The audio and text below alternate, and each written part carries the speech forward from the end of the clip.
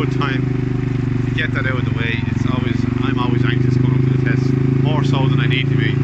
But I've split the herd in two, and well, not in two. I have a few kept back that are going to go to different lands. So I will now press pause and show you how we get on for the day. So I'll be back.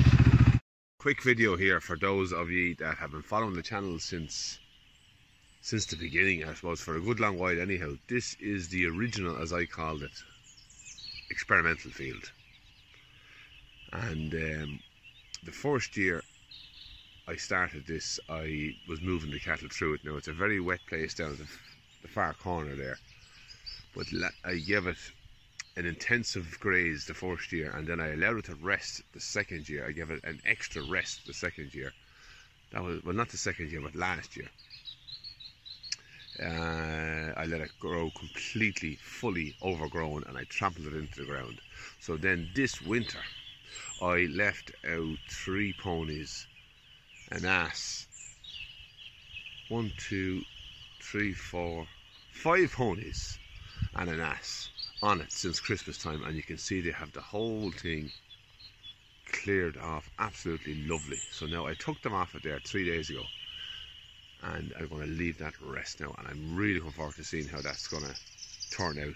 I couldn't get in with a topper this year with all the wet weather we had, especially down the far corner there. So I'm just standing here at the gate now, so I will take a picture of this, or a video of this, as the weeks go on, and keep track on the recovery. So that is the carry on the 22nd of April. Sunday the 28th of April, and here is the field that we had the ponies on, and it's been resting, I don't know how long it's been resting, but it's the 28th now. I'm going to check when I took the ponies off, but it's 28th of April. May the 5th, so growth is really ramped up now. It's at full speed. Now here is still kind of shook looking, with plenty rest, plenty time more. So the 5th of May. I see your face, Dada. Quiet a minute, Carol.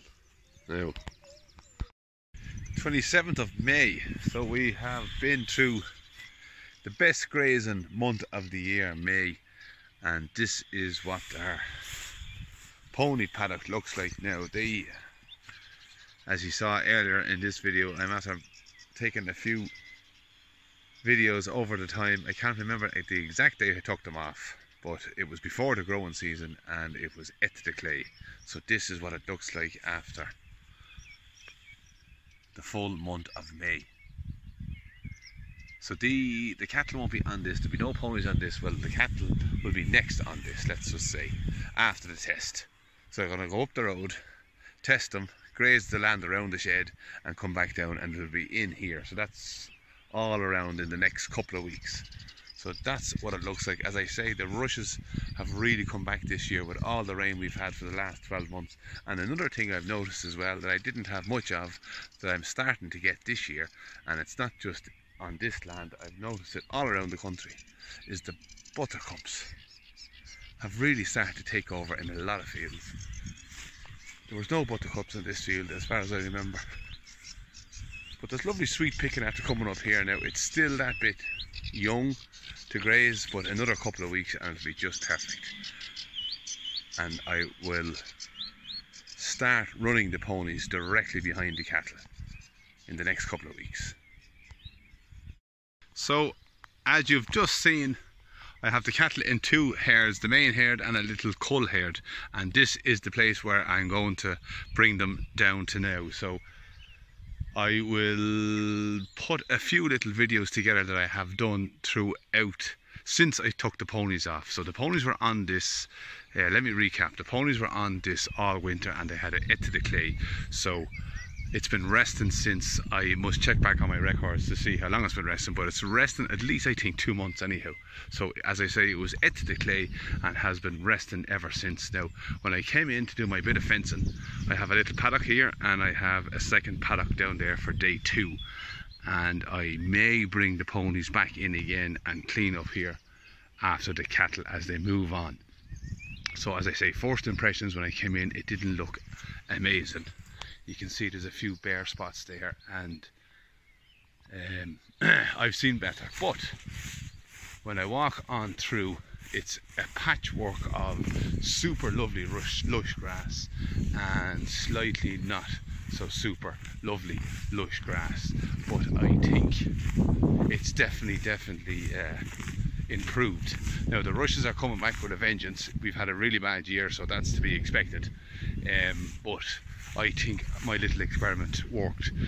The ponies made a great job of this, and now it's coming back with no fertilizers, no nothing, only time, rest, sunshine, rain and animal impact.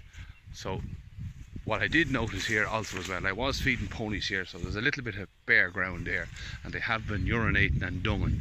So I don't know will this foam pick it up, but you can definitely notice the dark spots, whereas lighter green and darker green. But it's a patchwork of nutrients that I'm really excited to put cattle on. So I have found that this lower side is actually better looking grass than the upper side there. But so they're going to go on the upper side, and then tomorrow I'm going to leave them into here. So what else was I thinking about? Yeah, this year I have definitely noticed that buttercups have come back with a vengeance. So I was doing a little bit of research, I was checking into it. Why is it that this year we have lots of buttercups?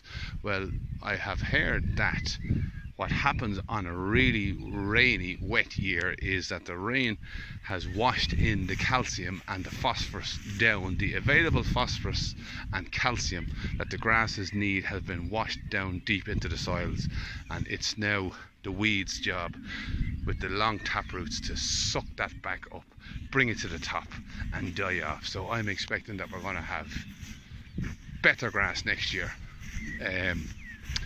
Now that we have our weeds kind of starting to show. Now I know it's not too bad here, but I have a field at home that is literally a field of gold with the buttercups. But I want to show you an area down here that never had buttercups, and now it has. So I thought that was an interesting fact. I must go back now and see what site it was that I read it on, but I was looking through many of them. I'm missing a post actually over there, I must put it in. But there you go now, there's your buttercups. So they are all serving a purpose. I didn't like them, I was giving out about them all my life in fact, especially with ponies.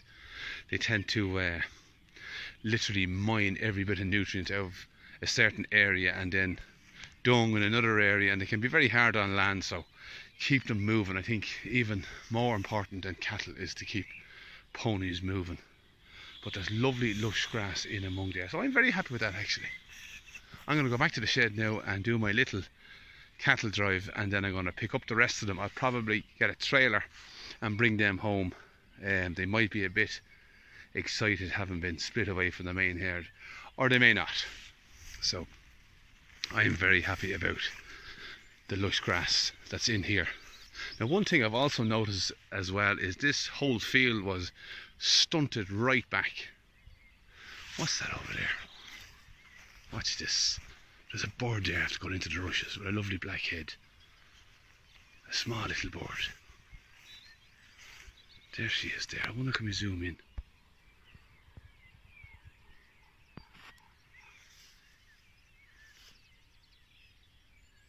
She's gone down. Is she nesting there? Oh, she's gone, she's gone. I must check out and see what kind of a bird that is. What was I saying? I have no idea. What's in there? Oh, she's probably foraging for little spiders and flies and insects. What was I on about? I have no idea. I'm going to go back now and let out the cows, and yeah, I'm going to bring home the cull crew, as I'm calling them now, and see what kind of condition I can put on them. And when I come back with the cattle, I'll remember what I was on about. So I'll be back. Oh, remember now what I was talking about.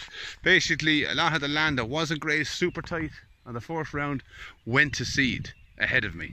But the fact that this was so behind, I mean, it was tucked to the clay. You'll see, if I find the videos on my phone, you'll see what it was like after I took the ponies off it. It hasn't gone to seed, which is a real good sign. It's on for growing nice long leafy grass. If it was a bad, if what I did had a negative effect, the grass would have been under serious pressure. It wouldn't have got very leafy, and it would have just sent up its shoots. But I know there's a few shoots there, all right, but it's very leafy. It just didn't go to seed immediately, so I'm happy with that. Now I know it's bearish there. That's as bad as it gets. That's even sweet looking. So yeah, I'll go back down to the cattle. I believe that was a black cap bird. I'm after googling it there just now. I remember that name. A black cap, a little priest's collar, and then kind of a greyish bird underneath that. So a black cap. I'll be back. So we're on our way down now to last year's experimental field. I'm after splitting up the herd. This is what's coming with me, and I have a cull herd left behind on the slats in the shed. So these are going to make the walk down. Now the cattle behind me are a little bit excited, so I kind of was meant to record them in the shed before I left them out, but look, don't you know, they're going for a reason. Some of them are bowled, so that belty yoke does my head in. She gets very excited. So I'm hoping they'll settle down when I get these back, and then we can either load them in a trailer or walk them home. But either way, we've this herd and a cull herd now, so I will be back in a sec. So I'm still on the way out, and I keep looking over my shoulder because I have a terrible feeling that they'll jump the barriers and come down the road after me, but they haven't done, so they will settle down. So as you can see, Maverick is still with us. I'm going to keep that lady. I'm going to bring her home, and I'll probably put her in a house for the winter time. Let her out around the house, and she's just kind of a pet now at this stage. I know it's terrible, you're not meant to keep pets, but we're very fond of that heifer there. So she's cycling now. The bull is only left out, so we missed her the first. Well, she has cycled twice this year, I've noticed, so he'll catch her the next time. So far so good. We're still on the lane. I don't know what way this video is going to start, so I'll probably, I don't know what I'll do. I'll make a start and then just stick it in. It's going to be very choppy, because I'm going to be going back over a couple of months ago when I went into this field first, and now we are the, what is it, first week in June. It's gone very cold and showery, but that's Ireland for you. So I will be back.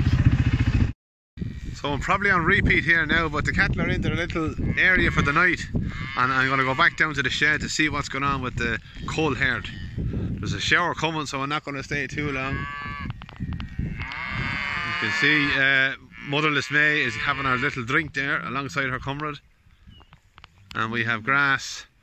And do you hear little Jasper? He's getting very manly all of a sudden. He hasn't bulled anything yet, but he's chasing them up. Every time I'm around, he's going around sniffing.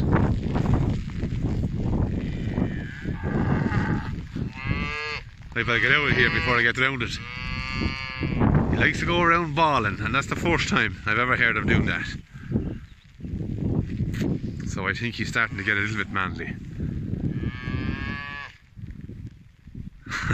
Right, back to the shed.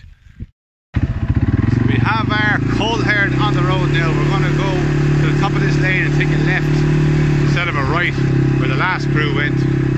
So these are the ones that are growing. Well, they're separated out anyhow. I'm kind of glad to see the backs of these. These are flighty enough cattle. You have yoke in front there. That red white head with the horn, she's a flighty enough lady as well. The bullock is in the middle. We have Madra, and then we have Black Maverick. They're all flighty, in my opinion, cattle.